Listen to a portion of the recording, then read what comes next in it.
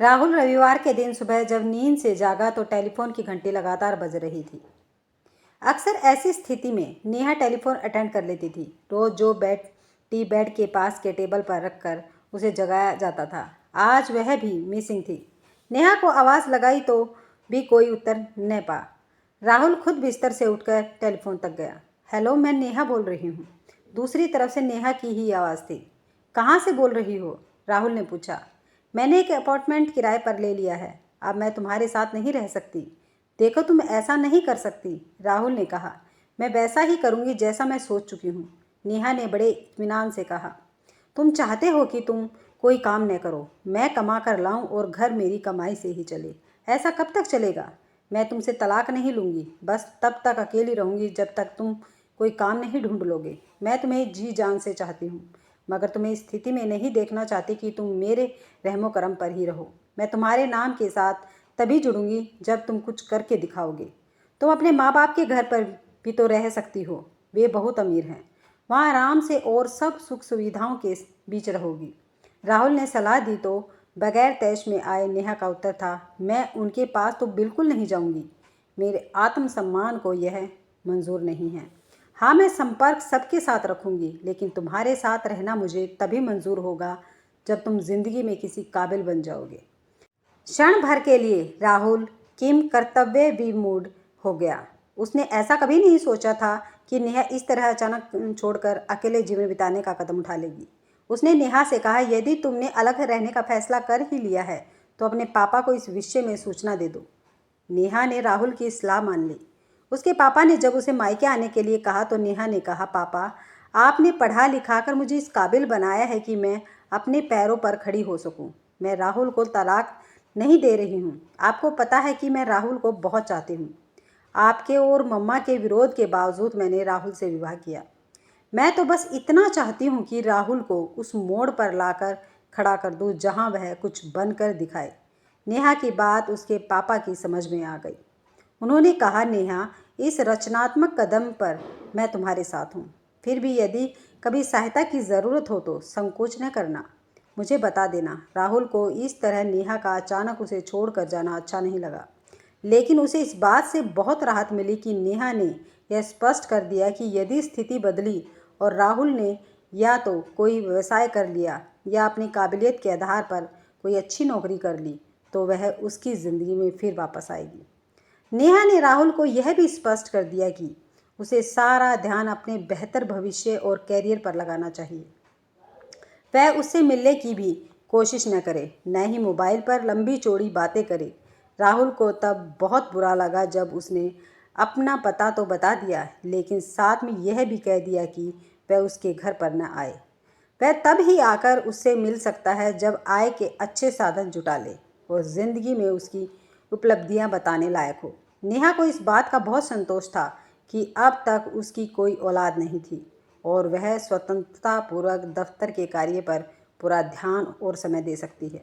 नेहा के बॉस उम्र दराज और इंसानियत में यकीन रखने वाले सरल स्वभाव के व्यक्ति थे, इसलिए नेहा को दफ्तर के वातावरण में पूरी सुरक्षा और सम्मान हासिल था। एक योग्य, स्मार्ट और आधुनिक महिला के रूप में उसकी छवि बहुत अच्छी थी। दफ्तर के सहकर्मी उसका आदर करते थे। कॉलेज की कैंटीन में राहुल ने नेहा को पहली बार देखा था। वह अपनी बहन सीमा का दाखिला बीए में करवाने के लिए वहां गया था। पहली नज़र में नेहा उसे बहुत सुंदर लगी। वह अपनी सहेलियों के साथ कैंटीन में थी। बाद में उसे देखने के लिए वह सीमा को कॉलेज छोड़ने के बहाने से जाने लगा। नेहा को भी बार बार देख कर राहुल का व्यक्तित्व, चाल ढाल, तौर तरीका आकर्षक लगा था। फिर सीमा से कहकर उसने नेहा से परिचय कर ही लिया।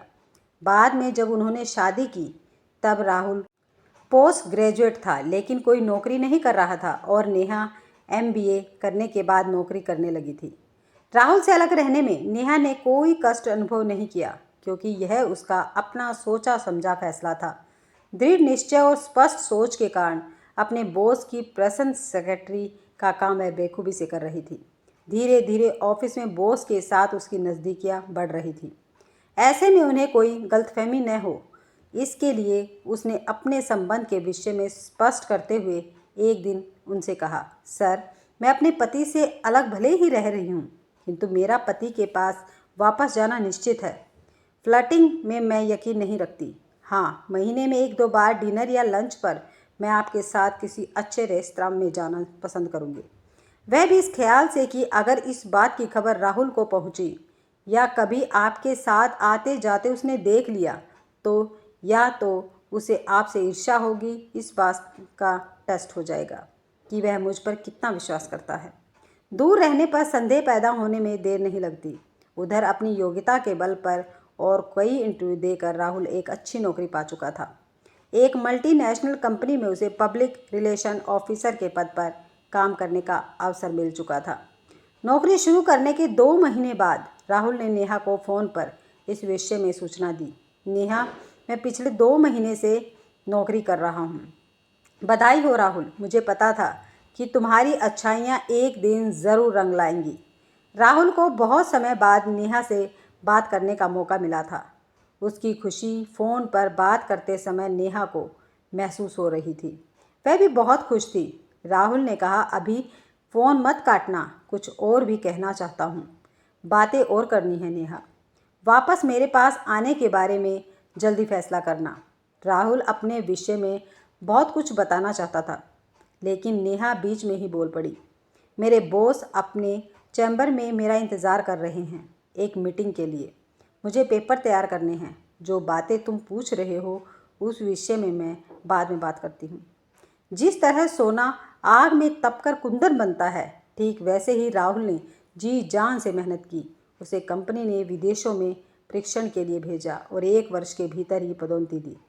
राहुल, जिसमें शुरुआत में आत्मविश्वास व इच्छा शक्ति की कमी थी, अब एक सफल अधिकारी बन चुका था। उसके पास आने की बात का नेहा से कोई उत्तर न मिलने पर उसमें क्रोध जैसी कोई प्रतिक्रिया नहीं हुई। वह नेहा को उसके प्रति छिपे प्यार को पहचान रहा था। मन से नेहा उसके पास आने को आतुर थी, मगर इस बात के लिए न तो वह पहल करना चाहती थी, न ही जल्दबाजी में कोई निर्णय लेना चाहती थी। नेहा के पापा और मम्मा ने कभी ऐसी भूमिका नहीं अदा की कि वे नेहा और राहुल के आत्मसम्मान के खिलाफ कोई काम करे।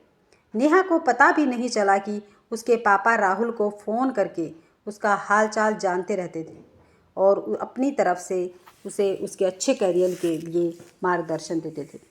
राहुल के पिता का देहांत उसके बचपन में ही हो चुका था। राहुल के घर पर उसकी माँ और बहन के अलावा और कोई नहीं था। बहुत छोटी फैमिली थी उनकी। नेहा के बॉस ने एक दिन नेहा को बताया कि उसे उनके साथ एक मीटिंग में दिल्ली चलना है। लैपटॉप पर कुछ रिपोर्ट्स बनाकर साथ ले जानी है और कुछ काम दिल्ली के कार्यालय में भी करना होगा। वहां जाने पर कामकाज की बेहद व्यवस्था होने पर भी वे समय निकालकर नेहा को डिनर के लिए कनॉट प्लेस के एक अच्छे रेस्तरां में ले गए। डिनर तो एक बहाना था। दरअसल वे संक्षेप में अपने जीवन के बारे में कुछ बातें नेहा के साथ शेयर करना चाहते थे। नेहा, तुमने एक दिन मुझसे स्पष्ट बात की थी कि तुम फ्लर्ट करने में विश्वास नहीं करती हो, लेकिन किसी को पसंद करना फ्लर्ट करना नहीं होता। मैं तुम्हारे निर्मल स्वभाव और अच्छे कामकाज की वजह से तुम्हें पसंद करता हूँ। तुम स्मार्ट हो, हर काम लगन से समय पर करती हो। दफ्तर में सब सहकर्मी भी तुम्हारी बहुत तारीफ करते हैं। बॉस के ऐसा कहने पर नेहा ने बहुत आदर के साथ अपने विचार कुछ इस तरह व्यक्त किए। सर, जो बातें आप बता रहे हैं उन्हें मैं महसूस करती हूँ। आपको लेकर मुझे ऑफिस में कोई असुरक्षा की भावना नहीं है। आपने मेरा पूरा ख्याल रखा है। वे आगे बोले, मैं अपनी पर्सनल लाइफ किसी के साथ शेयर नहीं करता, लेकिन न जाने क्यों दिल में यह बात उठी कि तुमसे अपने मन की बात कहूँ। तुम में मुझे अपनापन महसूस होता है। अगर मेरा विवाह हुआ होता तो शायद तुम्हारी जैसी मेरी एक बेटी होती। बचपन में ही माँ बाप का साया सिर से उठ गया था। तब से अब तक मैं बिल्कुल अकेला हूँ। घर पर जाता हूँ तो घर काटने को दौड़ता है। दोस्त है, लेकिन कहने को सब स्वार्थ से जुड़े हैं। कोई रिश्तेदार शहर में नहीं है। शायद तुम्हें मेरे हाव भाव या व्यवहार से ऐसा लगा हो कि मेरी तरह से फ्लर्ट करने जैसी कोई कोशिश जाने अनजाने में हो गई है, लेकिन ऐसा नहीं है। मैंने माँ बाप को खोने के बाद मन में कभी यह बात आने नहीं दी कि मैं विवाह करूँगा। मेरी ज़िंदगी में किसी भी चीज़ की कोई भी कमी नहीं है। नेहा भी थोड़ी भावुक हो गई। उसे लगा कि जिंदगी में सच्चे मित्र की आवश्यकता सभी को होती है। उसने अपने पति में भी एक सच्चे दोस्त की ही तलाश की थी। मीटिंग के बाद नेहा अपने बॉस के साथ चंडीगढ़ लौट आई। अपने बॉस जैसे इंसान को करीब से देखने परखने का यह अवसर उसे जीवन के अच्छे मूल्यों और अच्छाइयों के प्रति आश्वस्त करा गया। उन्होंने नेहा से यह भी कहा कि जहाँ तक संभव होगा वे उसे राहुल के जीवन में वापस पहुँचाने में पूरी मदद करेंगे। नेहा मन ही मन बहुत खुश थी। उसे ऐसा लग रहा था जैसे बॉस के रूप में उसे एक सच्चा दोस्त मिल गया हो। वे दिल्ली में मैनेजिंग डायरेक्टर से विचार विमर्श करके नेहा को पदोन्नति देने के विषय में निर्णय ले चुके थे, लेकिन यह बात उन्होंने गुप्त ही रखी थी। सोचा था किसी अच्छे मौके पर वह प्रमोशन लेटर नेहा को दे देंगे। कंपनी की एनुअल जनरल मीटिंग की तिथि निश्चित हो चुकी थी, जो सभी कर्मचारी और शेयर होल्डर्स द्वारा अटेंड की जानी थी। भव्य प्रोग्राम के दौरान उन्होंने प्रमोटेड कर्मचारियों के नामों की घोषणा की, जिसमें नेहा का भी नाम था। नेहा ने देखा कि उसका पति राहुल भी हॉल में बैठा था। नेहा की खुशी का ठिकाना न था। नेहा ने बॉस से इस विषय में पूछा तो उन्होंने उत्तर दिया कि राहुल को मैंने आमंत्रित किया है। वैसे इस कंपनी के कुछ शेयर्स भी इसने खरीदे हैं। आज का दिन तुम्हारे लिए आश्चर्य भरा है। ज़रा इंतज़ार करो, मैं वास्तव में तुम्हारे गार्जियन की तरह कुछ करने वाला हूँ। नेहा कुछ समझ नहीं पाई। उसने चुप रहना बेहतर समझा। घोषणाओं का सिलसिला चलता रहा। फिर नेहा के बॉस ने घोषणा की, फ्रेंड्स, आपको जानकर खुशी होगी कि यहाँ आए राहुल की योग्यता और अनुभव के आधार पर उसका चयन हमारी कंपनी में असिस्टेंट जनरल मैनेजर पद के लिए हो चुका है। राहुल और उसकी पत्नी नेहा को बधाई हो। नेहा की आंखों से आंसुओं की अविरल धारा बह निकली। सब आमंत्रित लोगों के जाने के बाद राहुल और नेहा दोनों उनके पास गए और उनको धन्यवाद प्रकट किया।